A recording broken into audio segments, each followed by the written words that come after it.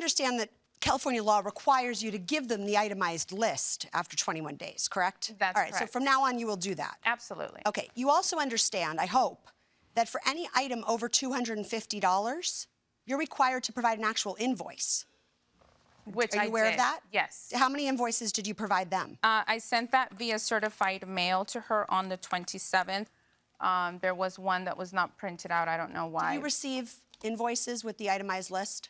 No, all I received was a letter on the 26th stating, she emailed me stating that this is why I wasn't getting my deposit back, and every single thing and the amount that it took to fix it. Yeah. Okay, who did the work referenced in the bill that was provided on page 51, I believe?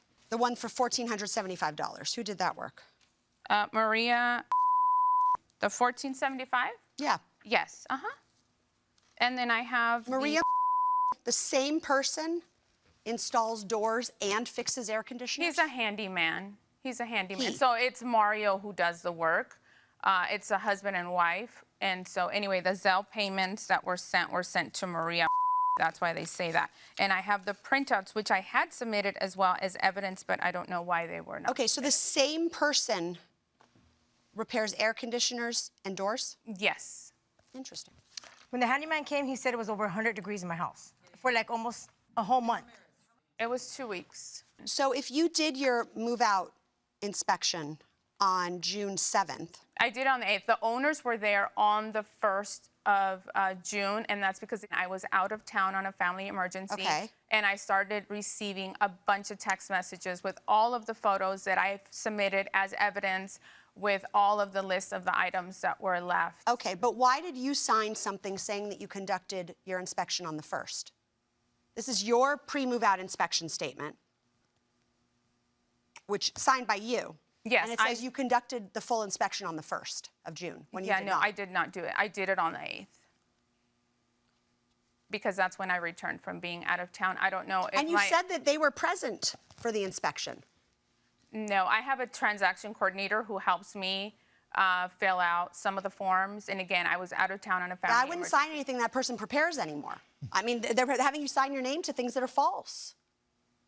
I mean, I did do the walkthrough. I It was understand, just not but, on that day. But that's a critical part of the walkthrough, is whether the tenants are there.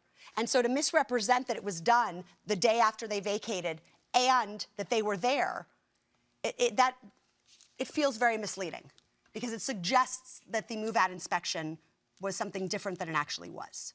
Good. You good? Yeah. All right. Thank you very much. We'll excuse you while we deliberate in this matter. Mr. and Mrs. Ramirez, Ms. Michelle, we have deliberated, reviewed the evidence, and reached a unanimous verdict. We looked at all of the evidence. You couldn't substantiate some of the deductions. Just because you didn't have the evidence doesn't necessarily mean it wasn't true, but we didn't have before and after photographs or receipts for some of them. For others we did. I think you acknowledge there was some damage.